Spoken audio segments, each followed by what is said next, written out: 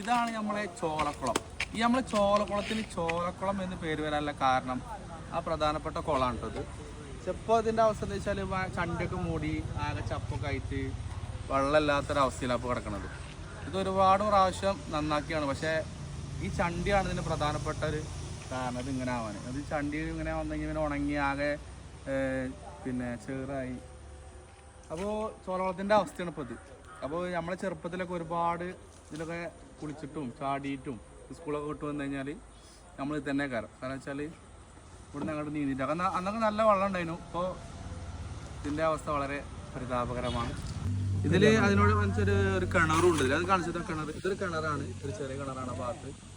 അപ്പോൾ ഒരു 8-10 വീടുകൾ ഇതിന്ന് പല ആവശ്യങ്ങൾക്കായിട്ട് വെള്ളം എടുക്കുന്നുണ്ട്.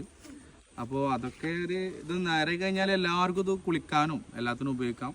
അപ്പോൾ എന്തായാലും ഇതിലിപ്പോൾ വെള്ളം ഇവിടെ കുറച്ചുള്ളത് അടിഭാഗത്ത് കാണിച്ചു ഇറങ്ങി വരും.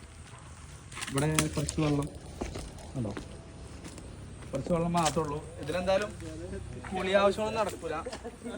പിന്നെ ഇതാണ് നമ്മളെ ഇതിൻ്റെ ഉറവിടം, പാറയുടെ അടിയിൽ നിന്നാണ് ഉറവുള്ളതാണ്. അപ്പോൾ ശരിക്കും ഇതൊന്ന് നന്നാക്കി കഴിഞ്ഞാൽ എന്ത് ചെയ്യാം, എല്ലാവർക്കും കുളിക്കാം, പല ആവശ്യങ്ങൾക്കും ഉപയോഗിക്കാം. അപ്പോൾ അതിനായിട്ട് അധികാരികൾ കണ്ണു തുറക്കണമെന്ന് ഞാൻ വിനീതമായി അഭ്യർത്ഥിക്കുന്നു, അപേക്ഷിക്കുന്നു.